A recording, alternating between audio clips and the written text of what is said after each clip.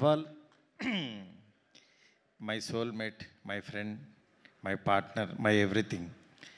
Love you darling. ఎందుకంటే నేను ఎందుకు చెప్తున్నానంటే సిన్సియర్గా ఒక హానెస్ట్గా ఒక సినిమాని కష్టపడితే దాన్ని ముందుకు తీసుకెళ్ళాలని. అంటే మేమిద్దరం దగ్గర దగ్గర 2001 నుంచి ఫ్రెండ్స్, నేను ఎస్కేను బన్నీవాసు వంశీ అందరం 25 years అయింది. అలానే మేము సెలబ్రేట్ చేసుకుంటే అక్కడితో ఆగిపోద్దని దిష్టి తగిలి చెయ్యం. అంటే మా జర్నీ అని కాదు, అంటే తను ఇదివరకు అంతా మీకు ఇప్పుడు ఎస్కేఎన్ ఇట్లా తెలుస్తున్నాడు, కానీ మా ప్రతి సినిమా ఆడడానికి కారణం బిహైండ్ ఎస్కేఎన్నే ఉండేవాడు. ఎందుకనంటే నేను ఈ రోజుల్లో తీసిన నన్ను వెనకాల ఉండి ఎంకరేజ్ చేసింది ఎస్కేఎన్, శ్రేయస్ శ్రీనివాసు. వాళ్ళిద్దరూ లేకపోతే ఈ రోజుల్లో లేదు, నేను లేని ఈరోజు. అంత అంటే గొప్ప ఫ్రెండ్స్ ఉంటే డెఫినెట్గా మంచి సినిమాలు ఎప్పుడు ఒక మంచి టాలెంట్ ఉన్న వ్యక్తులు వస్తుంటారు. ఇవాళ నా మీడియా ఫ్రెండ్స్ అందరూ నన్ను చూసిన వాళ్ళందరూ ఇక్కడే ఉన్నారు. మావాడు ఇక్కడే ఉన్నాడు, అందరూ నాగేంద్ర గారు కానీ అందరూ, శివ, ఇట్లా ప్రతి ఒక్కళ్ళు. అంటే ఈరోజు నేనేదో బ్యూటీ ఫంక్షన్ జరుగుతున్నట్లేదు, ఇది ఒక ఎమోషనల్గా టర్న్ అయిపోయింది ఇక్కడ. ఈ సినిమాకి ఏంటంటే first 2 years back Vinayaka Chavithi రోజు నాకు సుబ్బు, నాకు మంచి ఫ్రెండు, అయితే ఎప్పుడు గ్రూప్లో మాట్లాడుతూ ఉండేవాడు, ఎప్పుడు ఒక కథ చెప్తూ ఉండాడు. కథ ఆయన క్రైమ్ స్టోరీలు చెప్తూ ఉండేవాడు. కాబట్టి ఎప్పుడు నాకు చెప్పినప్పుడల్లా మీ దగ్గర ఈ పాయింట్ ఉందంటే ఆ పాయింట్ అల్లండి, ఆ పాయింట్ అయితే కనుక నా దగ్గరికి రండి అనేవాడిని. అదే కథ ఈయన చేసి తీసుకొచ్చాడు. చెప్పిన తర్వాత అదే రోజు అన్న, ఈ సినిమా నేను ఎక్కిస్తున్నా, మీరు వెళ్ళిపోండి అన్న. అసలు సుబ్బుతో సినిమా ఏంటి, సుబ్బు కథ ఎక్కించడం ఏంటని మా గ్రూప్లో ఫ్రెండ్సే చాలామంది యాక్చువల్గా అసలు సుబ్బు కథ చేయటమే రాదని చాలామంది, ఎందుకంటే సుబ్బు అలాంటి కంటెంట్ ఇచ్చేవాడు, అందువల్ల సుబ్బుని ఎవరో నమ్మేవాళ్ళు కాదు. ఎందుకంటే ఆయన మాటలు కానీ ఆయన చేతలు వేరు, ఆయన మనసు వేరు. ఈయన చేతల్లోనేమో ఒక క్యారెక్టర్ ఉండేది, లోపలేమో ఇంకో క్యారెక్టర్ ఉండేది. ఆ క్యారెక్టర్ నాకు కనపడేది, మిగిలిన వాళ్ళు ఎవరికి కనపడే కాదు. అంటే ఆయన చూస్తేనేమో లారీ డ్రైవర్ లాగా ఉండేవాడు, అంత సాఫ్ట్ క్యారెక్టర్. కథ ఎలా వేసేవాడు ఈయన, ఇంత బ్యూటీ అని ఎలా రాస్తాడు ఇతను, కోకిల అనే టైటిల్ పెట్టి ఆయన ఆహార్యానికి దానికి సంబంధం లేదేంటి అనుకునేవాళ్ళు. నిజంగా అంటే మా ఎస్కే అని చెప్పినట్టు యాక్చువల్గా బుక్ కవర్ చూసి ఈ చెప్పలేమన్నట్టు ఆయన మనసులో నిజంగా చాలా సాఫ్ట్ పర్సనే ఉన్నాడు. వాళ్ళ వైఫ్కిను పిల్లలకి తెలుసు, తర్వాత మేబీ నాకే తెలుసు అనుకుంటున్నాను. అలాంటి ఒక గొప్ప కథని, అంటే ఇద్దరు ఆడపిల్లల తండ్రిగా అతను ఇన్సైడ్ ఆ ఫాదర్ ఫీలింగ్ని ఎగ్జాక్ట్లీ పేపర్ మీద పెట్టి చెప్పాడు. చెప్పిన తర్వాత ఈ కథ ఎక్కాలనంటే అవతలోడు కూడా ఒక ఫాదర్ అయి ఉండాలి, అతను కథ వినేవాడు కూడా. వెంటనే నేను నిమ్మగల ప్రసాద్ గారు, అప్పుడే మేమేదో మాట్లాడుకుంటున్నాం వేరే దాని గురించి, ఆయన దగ్గరికి పంపించా. ఆయన చాలా ఎగ్జైట్ అయిపోయాడు, నిజంగా చాలా అద్భుతంగా ఉంది సినిమా, సూపరు, ఇది సార్ అది సార్ అని చెప్పారు.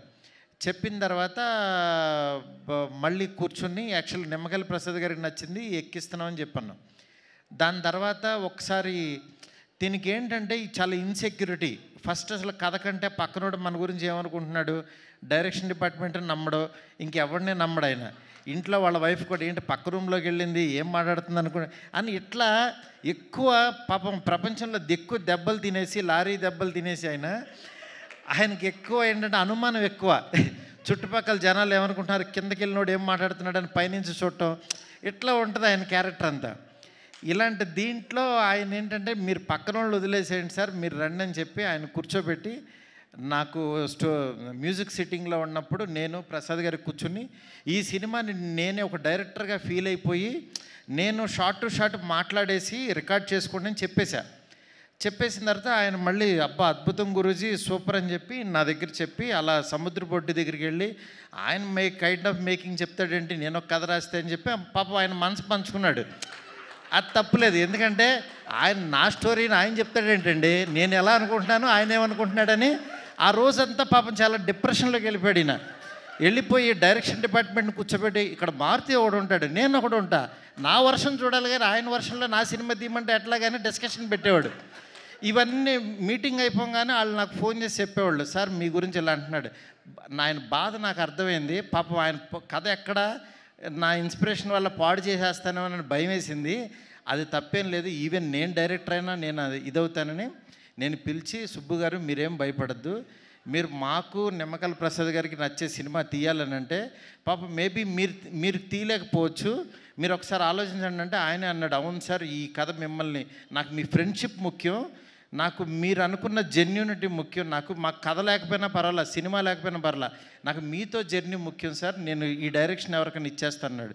పాపం ఫస్ట్ డైరెక్షన్ కోసం చేసుకున్న కథ దాన్ని యాక్చువల్గా తను ఇచ్చేశాడు. నాకు ఆ రోజు నాకు చాలా, అతనిలో బయటకు మాట్లాడే పర్సను వేరే పర్సన్ ఉన్నా సరే ఇంటర్నల్గా నాకు మారుతి గారు కావాలి అని ఒక మంచి మనస్తత్వం నాకు బాగా అనిపించి సాయికి ఫోన్ చేసి, అప్పుడే సినిమా భలే ఉన్నాడే సినిమా రిలీజ్ అయింది, సినిమా బాగాలేదన్నారు, సాయి డిప్రెషన్లో ఉన్నాడు, ఉంటే 2 రోజుల తర్వాత ఫోన్ చేసి, సాయి నువ్వు అర్జెంటుగా ఆఫీస్కి రా, ఇంకో సినిమా చేయన్నా. తను చాలా ఎక్సైటెడ్ నిజంగా. ఎందుకంటే నాకు ఎవరన్నా బాధలో ఉన్నారంటే ఫస్ట్ నాకు భయం వేస్తుంది, ఎందుకంటే ఆ ప్లేస్లో నేను ఉండకూడదని కోరుకుంటాను. అలాంటి దాంట్లో నేను ఎవరన్నా ఆనందంలో ఉన్న పబ్లో పార్టీలన్నా నేను 90% వెళ్ళను, ఎందుకంటే ఆల్రెడీ వాళ్ళు హ్యాపీగా ఉన్నారు, నేను వెళ్ళి వాళ్ళని ఏమి పెంచక్కర్లా. కానీ బాధలో ఉన్నవాడికి నాలాంటి వాడి మాట, నేను తట్టే భుజం చాలా హెల్ప్ అవుతుంది. అది యాక్చువల్గా నేను పెరిగిన వాతావరణంలో మా నాన్న అవ్వచ్చు, మా అమ్మ అవ్వచ్చు, మా ఇంట్లో వాళ్ళ పెంపకం నుంచి అది వచ్చింది నాకు. అందుకే నేను చాలా ఇప్పుడు నాకు పెద్ద సాంగ్స్ మేకింగ్లో ఉన్నా, చాలా బిజీగా ఉన్నా. అలాంటి దాంట్లో కూడా విజయ్ గారిని రోజు మాట్లాడుకుంటూ నేను ఫారెన్ వెళ్ళినా, ఆయన ఏంటంటే మంచి సినిమా తీశాడు బార్బరిక్. నేను పాపం ఆ డైరెక్టర్ కూడా చాలా మంచి డైరెక్టరు. 100 సార్లు చెప్పా, గురు ఆ టైటిల్ బార్బరిక్ అంటే అదేదో బార్బిక్యూ లాగా ఉంది, ఎవరికి అర్థం కాదు, నువ్వు ఆలోచించని 100 టైటిల్స్ పంపించా. రోజు ఒక టైటిల్ చెప్తే ఎక్కదేమో అని లోగోస్ రాసి పంపించేవాడిని. పంపించినా సరే ఆయన ఏంటంటే పాపం ఒక ట్రాన్స్లో ఉన్నాడు. ఆయన ఏంటంటే అది ఆ సినిమా గురించి ఆ కథ బార్బరిక్ అనే ఒక దేవుడని ఫీల్ అయ్యాడు. పాపం మనం ఫీల్ అవ్వటం వేరు, ఆడియన్ ఫీల్ అవ్వటం వేరు. ఆడియన్ మనసులో లేని దేవుణ్ణి మనం తీసుకెళ్ళాం. ఇది చెప్పినా సరే నేనేంటంటే యాజ్ ఎ డైరెక్టర్గా ఇంకో డైరెక్టర్ నేను ఫోర్స్ చేయలేనని యాక్చువల్గా నేను అది సర్లే మీరు నమ్మారు కదా వెళ్ళిపోండి అని చెప్పి అన్నాను. అది అలాగే వెళ్ళిపోయింది. చివరికి యాక్చువల్గా ఆయన మంచి సినిమా తీసి చూడలేదని చెప్పుతో కొట్టుకున్నాడు. నాకు చాలా బాధ అనిపించింది. డైరెక్టరు, కళాకారుడు 10 మందిని క్రియేట్ చేసేవాడు అలాంటి పిచ్చి పనులు చేయొద్దు దయచేసి. ఎందుకు చెప్తున్నానంటే ఆడియన్స్ని రప్పించడానికి ఎన్ని పిచ్చి మాటలు మాట్లాడుతున్నారంటే, బూతులు మాట్లాడుతున్నారు, చొక్కా తీసు తిరుగుతానంటున్నారు, అసలు సినిమాలే మానేస్తానంటున్నారు. అసలు ఒక సినిమా ఆడకపోతే నువ్వు ఎంత దిగజారిపోతావా, ఎంత దారుణంగా మాట్లాడతారా అంటే, ఈ సినిమా కాదు ఇంకో సినిమా ఆడుతుంది, అంతేగాని సినిమాలు మానేస్తా, నేను రాను, ఎవరిని చూడొద్దు, చొక్కా ఇప్పదీసి తిరుగుతా, బూతులు మాట్లాడతారు. ఏంటి అసలు ఇది? కల్చర్ ఎటు వెళ్ళిపోతుంది? ప్రతి సినిమాకి చూస్తున్నా, మనం ఏదన్నా కొంచెం కాంట్రవర్సల్గా మాట్లాడితే సినిమా వెళ్తుంది, బూతులు మాట్లాడితే సినిమా చూస్తారు. నేను రాసినన్ని డబుల్ మీనింగ్ డైలాగులు నేను కూర్చుంటే నాకంటే గొప్పగా ఎవడో రాయడు, గుర్తుపెట్టుకోండి. కానీ నేను ఎందుకు రాయట్లేదు? బస్ స్టాప్ అనే సినిమాతో ఆపేశాను నేను. ఎందుకు రాయట్లేదు? డబ్బులు సంపాదించడం నాకు రాదా? నేను బ్యూటీ లాగా 4 రోజులు కూర్చున్నానంటే 100 డైలాగులు ఇస్తాను ఇట్లాంటి సినిమాకి. ఎందుకు తీస్తున్నావు? ఫ్యామిలీస్ రావాలి, మంచి సినిమా, క్వాలిటీ సినిమా ఇవ్వాలి. ఈ రోజుల్లో బస్ స్టాప్లో డబుల్ మీనింగ్లు, బూత్ డైరెక్టర్ అనేవాడు 400 కోట్లతో రాజాసాబ్ తీస్తున్నాడు. వాడి ఎదుగుదల చూడండి, వాడి గ్రాఫ్ చూడండి, వాడి కెరీర్ చూడండి. నేను అది చెప్తున్నా, ఊరికినే డైరెక్టర్లు అయిపోరు. ఊరికే పాన్ ఇండియా స్టార్ వచ్చేసి ఒక ఫ్లాప్ సినిమా తర్వాత పిలిచి ఎదురుగుండా కూర్చోబెట్టి సినిమాలు ఎవరు ఇక్కడ? ఊరికినే సినిమాలు ఇచ్చారు అని అంటే, ప్రభాస్ వాళ్ళ మనసులో నేనున్నా, మేమిద్దరం ఎంత ప్రేమలో ఉన్నామో నాకు తెలుసు. నా మెసేజ్లు చూస్తే ఆయన ఎంత ప్రేమిస్తున్నాడో నాకు తెలుసు. ఇవన్నీ నేను తర్వాత వచ్చినప్పుడు మాట్లాడతా. బట్ యాక్చువల్గా నేను ఎందుకు చెప్తున్నానంటే, ఇదంతా సినిమా ఆడించాలని చాలా ఒక ఫ్రస్ట్రేషన్తో, ఒక స్ట్రెస్తో, ఒక ప్రీ రిలీజుల్లోనో దేంట్లోనో ఇష్టం వచ్చినట్టు మాట్లాడుతున్నారు. అలా కాదు, సినిమాని నమ్మండి, కంటెంట్ నమ్మండి, జనం ఎప్పుడు మంచి సినిమా తీస్తే చూస్తారు. మనం 1000 రూపాయలు పెట్టి వాళ్ళ జేబుల్లోంచి దోచేస్తున్నాం. వాళ్ళకి మంచి సినిమా ఇవ్వాల్సిన బాధ్యత మనది. ఆడెవడో రాలేదని తిడతారేంటి అసలు? రాలేదని చెప్పుతో కొట్టుకుంటారా? నాకు చాలా బాధ కలిగింది యాక్చువల్గా. అది అందుకని ఇలాంటి చిల్లర పనులు, చీప్ పనులు చేయొద్దు. ఈ సినిమా కాకపోతే ఇంకో సినిమా. ఒక సినిమా ఫెయిల్యూర్ అయిందంటే ఓహో మేబీ నేను నచ్చలేదు, నా కంటెంట్ నచ్చలేదు అని రియలైజ్ అవ్వండి. రియలైజ్ అయ్యి ఆడియన్కి ఏం కావాలో అది వండి పెట్టడానికి ట్రై చేయండి. అంతేగాని నువ్వు చేసిన వంట ఆని తినమంటారు ఎందుకు ఫోర్స్డ్గా? ఆ పనులు చేయొద్దు దయచేసి. డెఫినెట్గా ఈరోజు బ్యూటీ మీకు ఆకలి టైంలో కూడా ఎక్కువ మాట్లాడాను, ఎందుకంటే ఇది అవసరం, అందుకని చెప్పి నేను మాట్లాడాల్సి వచ్చింది. ఇవాళ బ్యూటీ తన దగ్గర పుట్టింది, సాయితో తయారైంది. నెక్స్ట్ ఇంకొక సాయి వచ్చి యాక్చువల్గా దాన్ని చిత్రీకరించాడు. మా తమ్ముడు విజయబుల్గానే నిజంగా అంటే ఒక అభిమానం ఏదో ఇది ఉంటుంది, అట్లా విజయబుల్గానికి అద్భుతమైన మ్యూజిక్ ఇచ్చాడు. నెక్స్ట్ దీన్ని నడిపించిన వెనక నుంచి నిమ్మకాయల ప్రసాద్ గారు, ఆయన ఒక బ్రదర్ లాగా అయిపోయాడు నాకు, ఒక ఎమోషనల్గా. ఆయన పేరు రాజాసాబ్ రిలీజ్ అయిన తర్వాత నిమ్మకాయల ప్రసాద్ అనే పేరుని ఎవడో మర్చిపోడు, గుర్తుపెట్టుకోండి. ఎందుకనంటే ఆ పేరుకి అంత వాల్యూ తెచ్చేసి ఆ సినిమాలో నేను. అందుకని యాక్చువల్ ఆ పేరు పర్సన్ ఈయనే. సినిమా రిలీజ్ అయిన తర్వాత మీకు అర్థమవుద్ది. అట్లాగే వాసుకి గారు నిజంగా మదర్ క్యారెక్టర్. ఒకరోజు మా కజిన్ ఫోటో తీసి పెట్టింది, ఏంటి గురు ఇలా కొట్టేసింది ఈవిడని. నిజంగా ఆ సీన్లో ఏంటి ఇంత దారుణంగా కొట్టారేంటి అని అనుకున్నాను, కానీ తర్వాత ఆ సీన్ చూస్తే ఏ మదర్ అయినా ఇంకా తక్కువ రియాక్ట్ అవుతుంది. అంత బాగా అసలు యాక్ట్ చేశారు. నిజంగా సినిమా చూస్తుంటే నిన్నెవరో డిస్ట్రిబ్యూటర్స్ సినిమా చూసి వాళ్ళు ఏడుస్తూ వాళ్ళు చాలా ఎమోషనల్ అయిపోయారు డిస్ట్రిబ్యూటర్స్.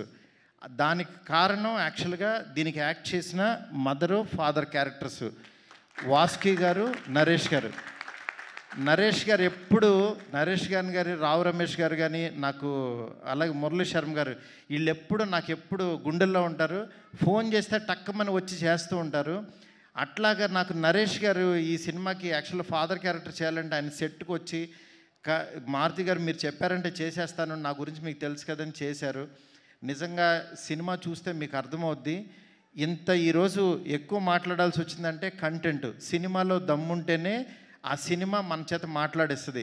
ఒక్కో సినిమా మనం ఏంటంటే వేగ్గా వచ్చి మాట్లాడేసి వెళ్ళిపోతాం, కానీ ఈ సినిమా అలా కాదు. బ్యూటీ అనేది చాలా గొప్ప సినిమా, ప్రతి తెలుగు వాళ్ళకి పనికొచ్చే సినిమా, ప్రతి తల్లిదండ్రులు చూడాల్సిన సినిమా. దీన్ని మాత్రం మీరు నిజంగా మిస్ అవ్వద్దు, డెఫినెట్గా చూడండి. అంటే పెయిడ్ ప్రీమియర్స్ అని పెట్టి ఫ్రీగా సినిమా చూపిస్తున్నాం, 7 కోట్లు పెట్టి సినిమా తీసి ఫ్రీగా చూపిస్తున్నాను అంటే ఈ సినిమా రీచ్ ఎంత కోరుకుంటుందో చూడండి. నిజంగా ఈ సంవత్సరం ఈ మన సెప్టెంబర్ అనేది చాలా కీలకమైపోయింది. మంచి ఇయర్. ఒక చిన్న సినిమా ఒళ్ళిర్చుకున్న టైం ఇది.